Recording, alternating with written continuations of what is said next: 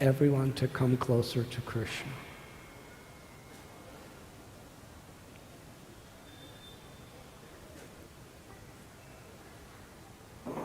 So part of how much Krishna's going to reveal through your heart the experience of these different holy places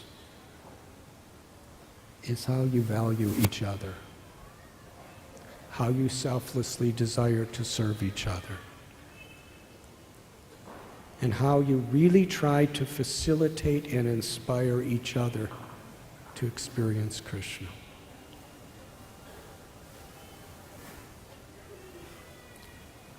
Lord Chaitanya Mahaprabhu, at the beginning of the Ratha Yatra in Puri, where he was about to manifest the deepest ecstasies of the spiritual world. During Ratha Yatra, Sri Chaitanya Mahaprabhu is revealing to us and personally experiencing in his own heart the most intensified, intimate experience of Vipralamda Bhav, of Sri Radharani's love and separation. When after a long time in separation, she's meeting Krishna in Kurukshetra.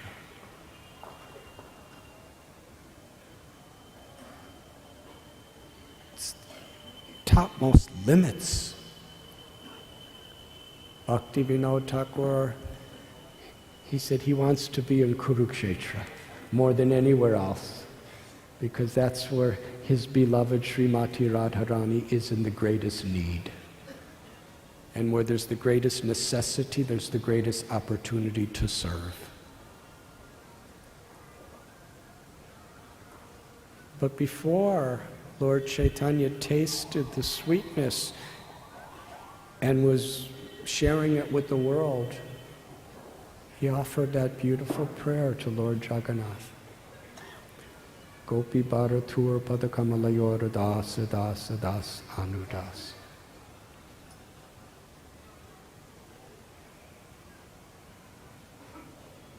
His aspiration and his true sense of identity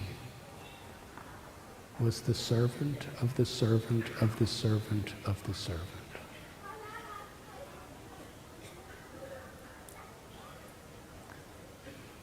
This prayer contradicts the false ego. That means it actually contradicts material creation. Now we're such little vulnerable jivatmas conditioned by so many lifetimes of experiences. How can we go against the grain of the current of the whole material creation, which is based on the ahankar, or the ego?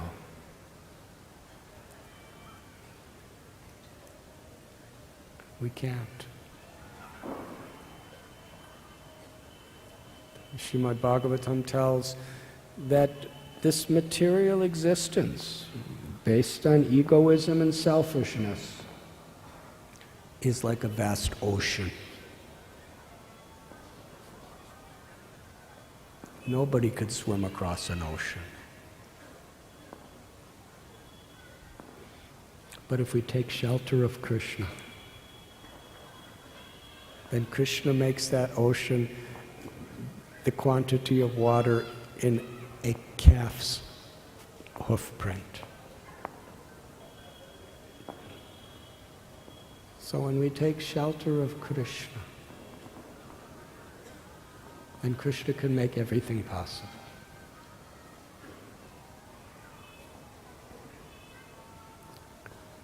We have seen historically charismatic, intelligent, sometimes passionate and hateful people have conquered countries, have taken over entire nations, and then they led their nations to conquer one country after another country after another country, and building massive empires. But from Krishna's perspective, it's insignificant. In Krishna's eyes, that simple, uneducated Bengali widow that we spoke about yesterday, she's great because she conquered her ego by humbling herself and taking shelter of Srimati Radharani and Lord Sri Krishna's grace and the grace of the great Vaishnavas.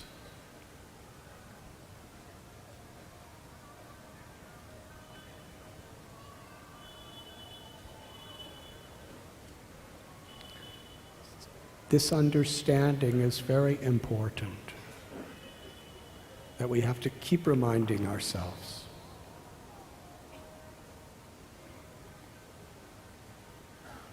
A true spirit of service to Vaishnavas, Vaishnav Seva. A true spirit of being an instrument of Krishna. In our case, coming through Srila Prabhupada and our acharyas, their compassion to all beings, Jivadoya. And truly trying to help each other through our own determination, through our example, to receive the inspiration from others and to give inspiration to others, to really taste the sweetness of the holy names.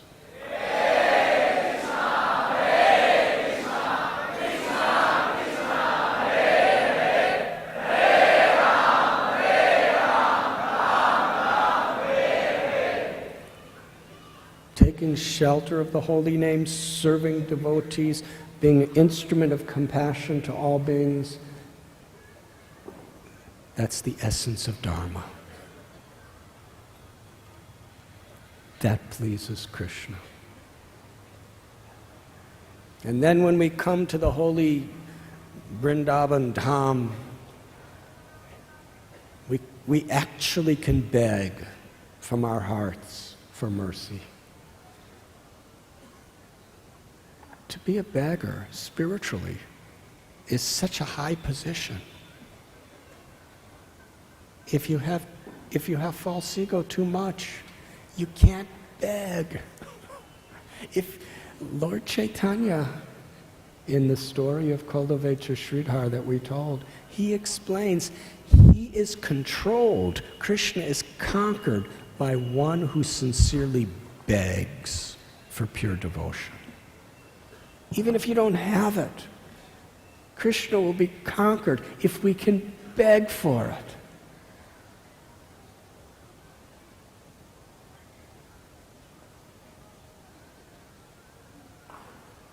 It's easier to conquer nations.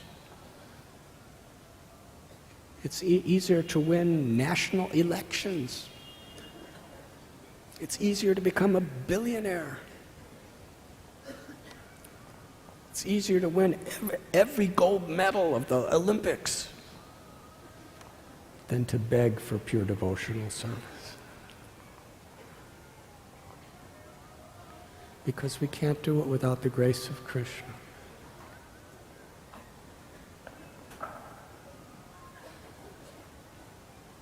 And during these yatras, we don't just come to see. We come to be transformed. We come to actually value and learn the art of begging for mercy, begging for love, begging for the taste for the holy name, begging for service to please Guru and the Vaishnavas, begging to go wherever we're going and use whatever we do to be instruments of compassion to help others to love Krishna.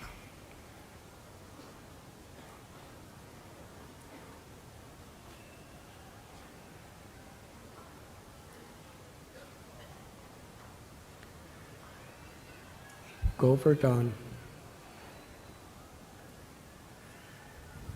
fulfills all desires, spiritual desires.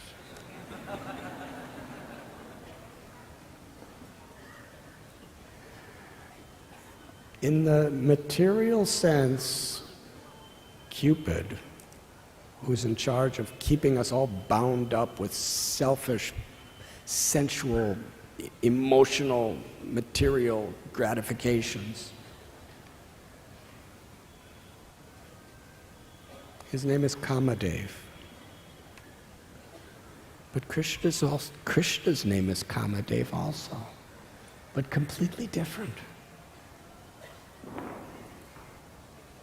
From a material perspective, kama means lust. Krishnadas Kaviraj Goswami says, the original nature of the soul is prem, which is love. Love is the desire to fulfill Krishna's senses. But when we misdirect it to fulfill our own mind and senses, it becomes kama or lust. That's a material sense. But from a spiritual sense, when we really have prema, then our desire to give Krishna pleasure is kama. And Krishna's Kamadev. He's the ultimate reciprocator of that pure love.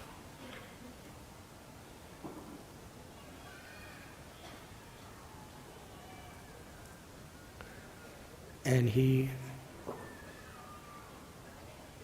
appears as Giriraj, Govardhan, to fulfill the innermost spiritual desires of the heart.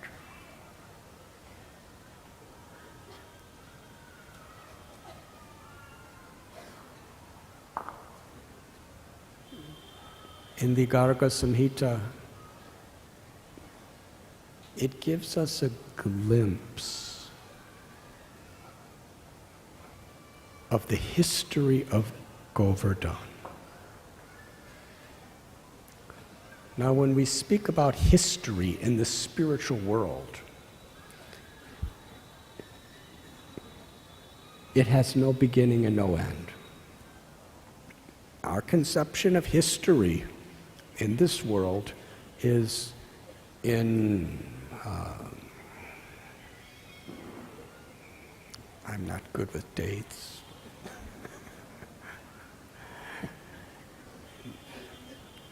India got independence in 1947. Okay, so independence, 1947. And then this happened here, and this happened before, and this happened. Everything's calculated chronologically. But in the spiritual world, when we hear about something happened, it's Nitya Leela.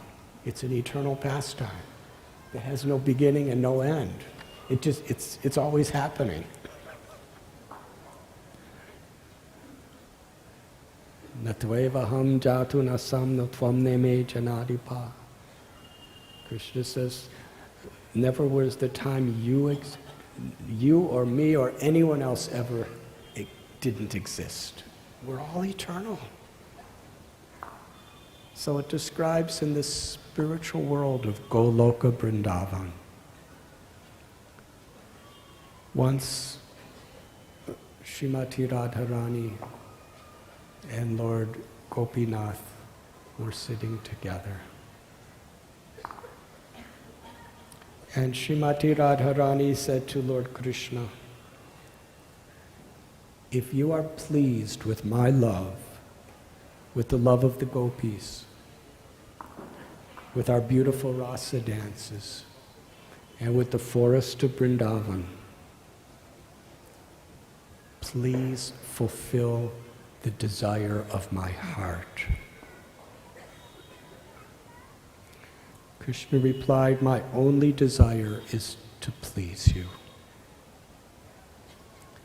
Srimati Radharani, she expressed the desire of her heart.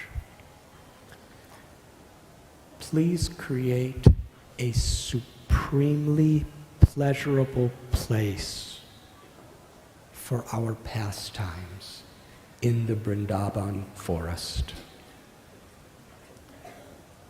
Krishna said, so be it. He closed his eyes.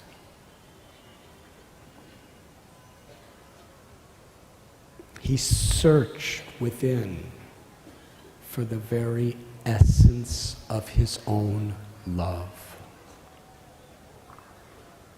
And manifesting from the very core of his heart came a seed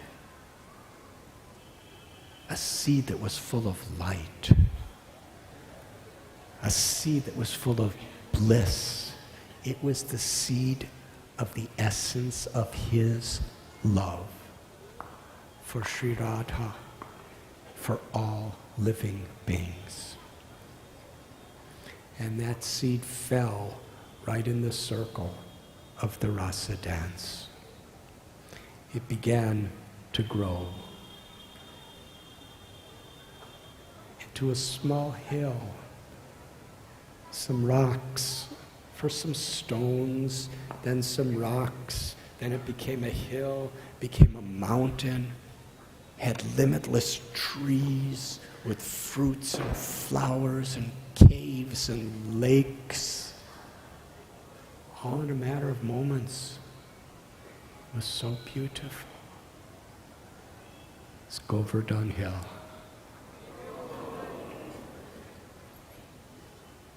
And Krishna showed to Srimati Radharani, here is the essence of my love, as the most pleasurable place for us to exchange our pastimes. And Srimati Radharani and Lord Sri Krishna began to wander all around Govardhan Hill, exploring the beauty of this place.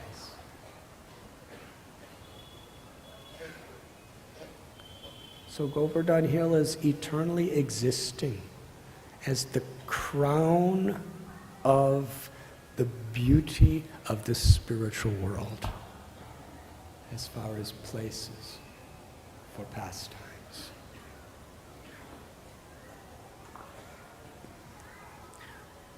Krishna promised Lord Brahma he would descend to this world.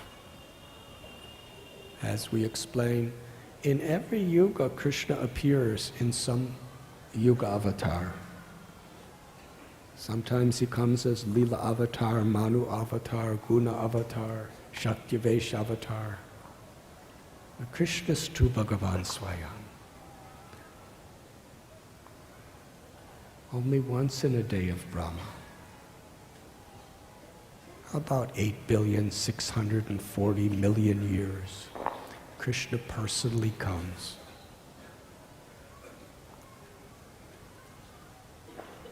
So he told Srimati Radharani that the two of us will descend into the material world on the earth planet. This conversation is happening in Goloka Vrindavan. Srimati Radharani said, I will go everywhere and anywhere with you, but I will not really be happy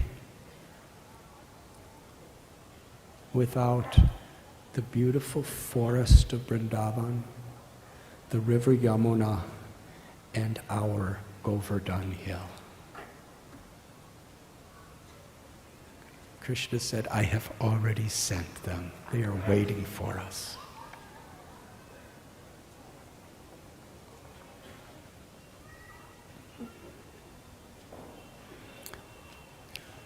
In different descents of Lord Krishna, there are some different technicalities of how things happen within this world. Unity and variegatedness. But it's described that Govardhan descended in Simalidweep as the son of Dronachala.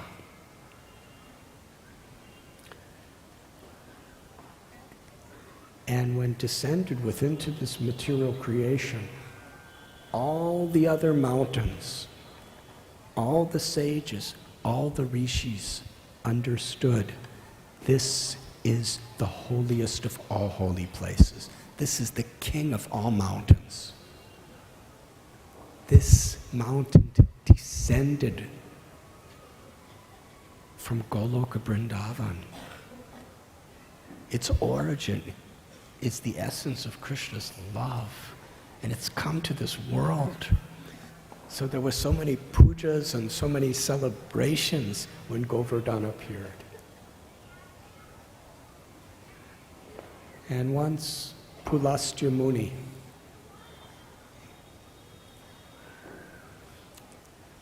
he was in that mountain range and he saw Govardhan Hill. He was enchanted. He fell in love. Everything was so transcendentally charming about this hill.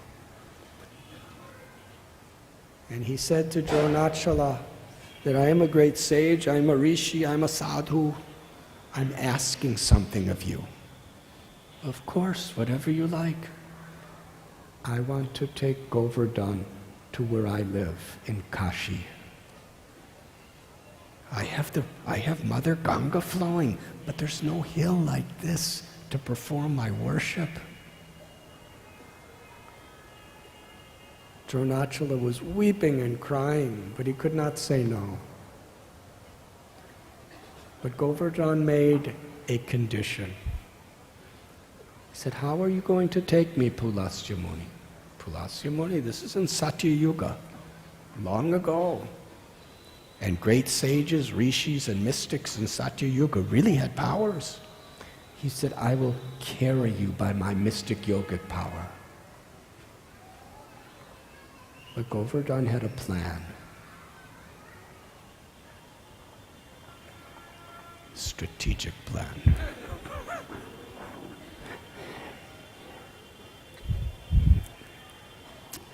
I'll go anywhere you take me as long as you don't put me down. As soon as you put me down, I will not move from that place. So Pulastya Muni, he knows what a great yogi he is. So he lifted Govardhan, and as they were coming over Vrindavan, Giriraj, the king of mountains, this is where I'm going to serve Krishna. So by his own divine influence, something happened to Pulastya Muni that was really inconceivable. He had to respond to nature's call. Now for the rest of us, that happens all the time. But for him, he's a great yogi who has such total control over his mind and senses. It doesn't happen to him. But it happened. And sometimes when that feeling awakens within us, it can completely consume our consciousness. Yes? Well, that's what happened to him. Because he's a Brahmin, so he can't just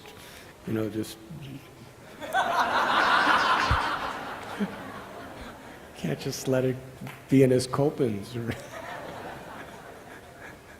So he just lost his intelligence in the sense that he just had to do it so bad. He came down to the ground and he put Govardhan down and he responded to the nature's calls and he took his bath and washed his hands and did his little mantras of purification and he went to pick up Govardhan and he didn't move. Govardhan said, I'm not moving. Pulastya Muni blessed Govardhan, because he was a huge mountain man.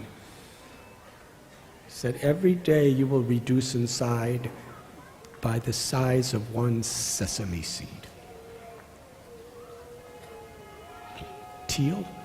That's what you call teal? Sesame.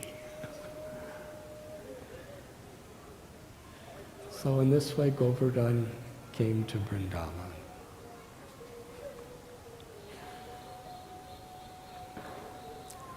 And Srimati Radharani, in the pages of Srimad Bhagavatam, through the mouth of Shukadev Goswami, she's quoted. Srimati Radharani, she knows that Krishna is Govardhan. Yesterday, in our Govardhan Puja discussion, we described how Krishna told Nanda Maharaj, forget this Indra. Worship Govardhan. Because Govardhan is God. If any atheist comes and says to you, show me your God, just bring them to Govardhan Hill. This is God.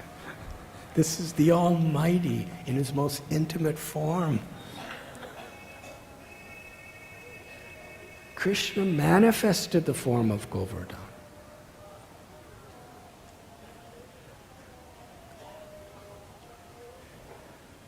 At the same time, as being Krishna, He's also the best devotee of Krishna.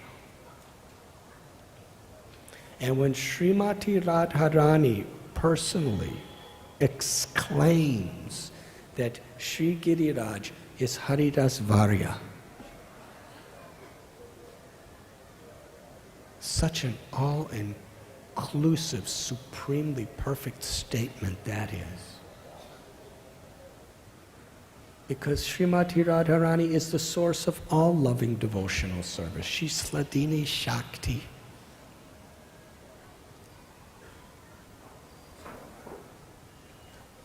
But she is glorifying the best devotee is Govardhan. And in this beautiful little verse is one of the deepest, most important instructions to all of us.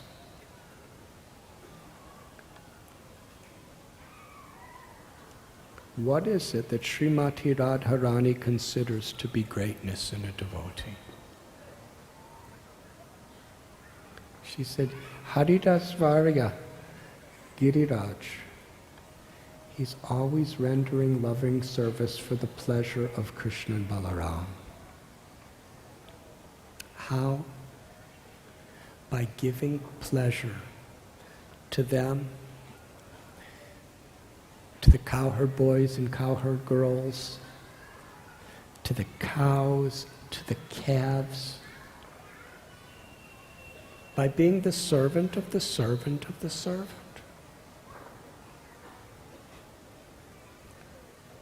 Such beautiful caves and soft grass and flower and fruit-filled trees and so many vegetables. Krishna loves cows. The best devotee is to serve and give pleasure to those who Krishna loves. So Govardhan, how he serves the cows. The grass. Every blade of grass that's coming of Govardhan, when we understand and see with our spiritual senses, is an offering of love. The grass is so soft and tender to not in any way discomfort the cow's mouth when it's chewing. The grass is fragrant, like the most ambrosial essence of lotus flowers. The grass is completely delicious. It's nectar. We may enjoy rasgullas or sandesh or gulab jamans, or here at Govardhan, son papri.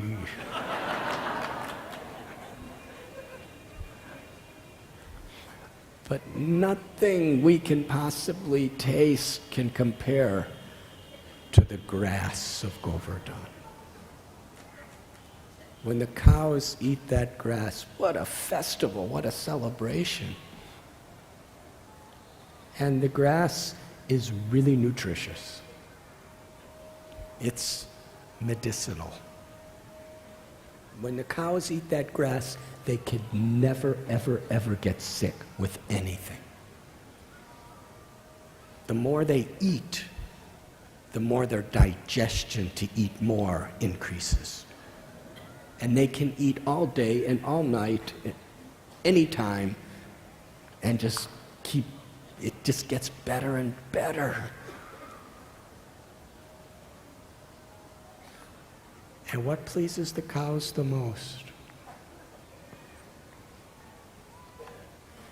The cows want to give the nicest, most fragrant, delicious, and nutritious milk for Krishna, and for all the gopas, and for all the gopis, for everyone. And this grass creates the most nutritious and delicious milk. So the cows are so happy. And there's hundreds of thousands of cows. And the calves are so happy. And the bulls are so happy just eating the grass. And what is their happiness?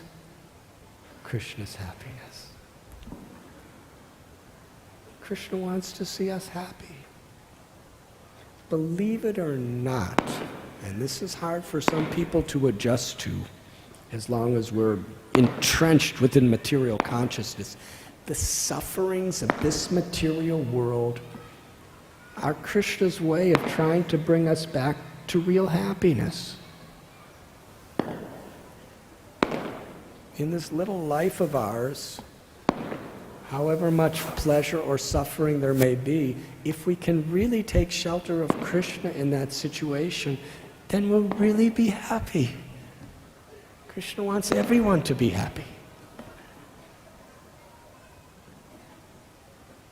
In yoga circles, most common Vedic verse that is recited is, "Let all beings be happy."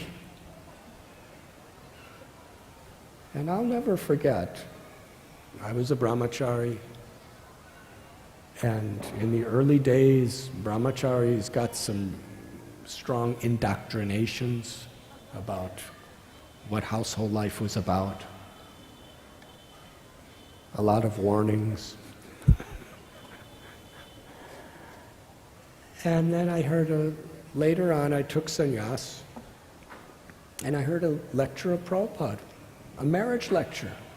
He gave that lecture to one of my best friend's marriages. Prabhupada officiated the marriage. And he said, the purpose of marriage is to be happy.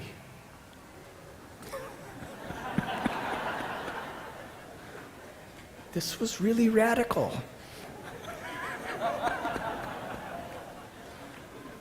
And then he quoted that same yoga verse, that a devotee, let all beings be happy. Marriage is to be happy and to make all beings happy. That's grihastha life.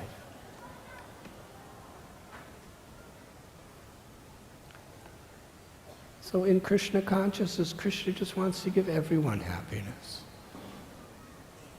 And that's why he comes to this world.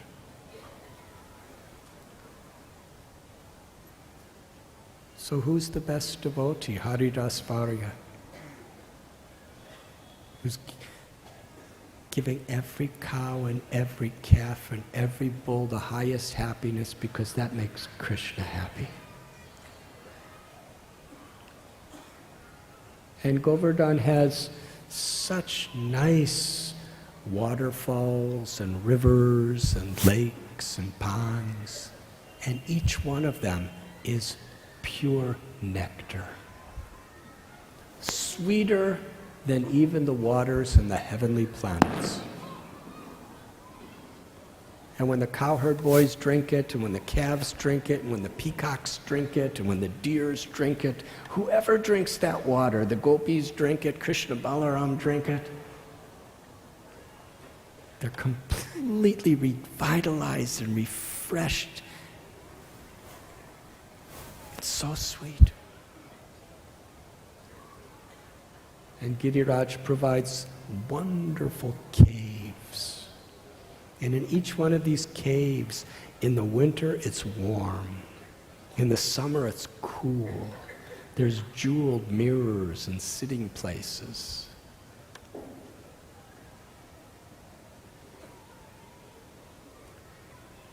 More opulent than even the heavens or even Vaikuntha are the simple caves in Govardhan Hill. And the trees are like the ecstasies of Govardhan's hair standing on end for everyone's happiness. Limitless, fragrant, beautiful, unwilting flowers and fruits of every variety. These are kalpabriksha trees. Whatever you desire, the fruit of your desire will come if it's for your spiritual benefit. Whatever type of fruit you wish, the tree will provide for you. And this is all happening by the magnanimous, loving heart of Sri Giriraj.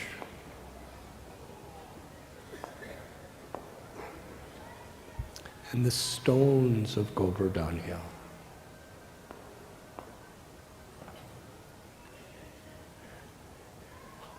They're warm in the winter, they're really cool in the summer, and every time a calf, a cow, a deer, a peacock, a gopa, or a gopi steps on it, they become soft and pleasing to the touch of their feet. They become stones, but as soon as anyone touches, so soft, softer than the softest, so pleasing. Govardhan is teaching us the essence of Vaishnava hospitality.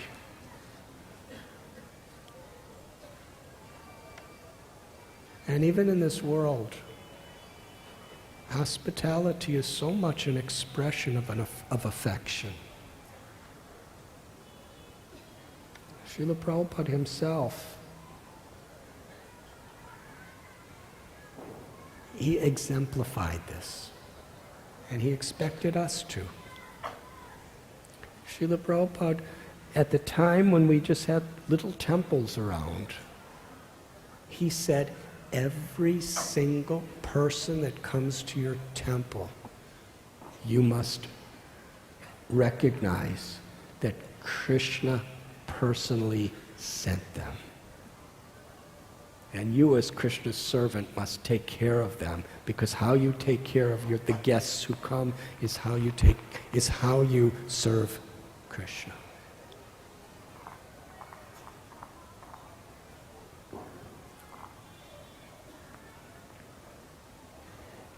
And it really melts people's hearts when we show care for them, when we show value for them. People don't really want to listen to what you say, no matter how good it is, if they don't think you care about them. Yes?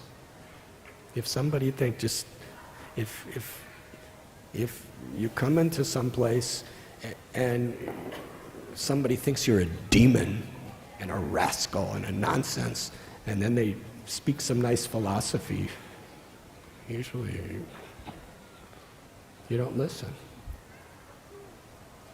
But even if they think you're a demon and a rascal, and even if you are, if you really feel that that person loves you and cares about you, then you'll want to change. So hospitality is so important. And Govardhan, he's Haridasvarya because he's giving the ultimate, most thorough and perfect hospitality in service of everyone that comes to him.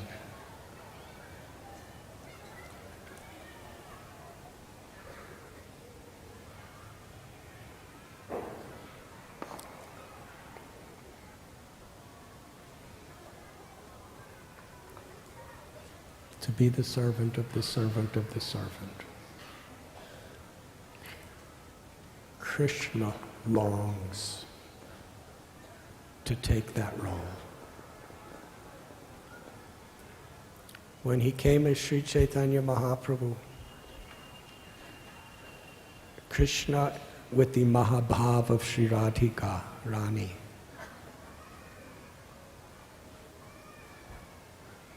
he was living in Puri. At that time, he was tasting and also distributing Sri Radha's love. And one sannyasi came from Braj Bhumi and presented to Sri Chaitanya Mahaprabhu a small Govardhan Shila.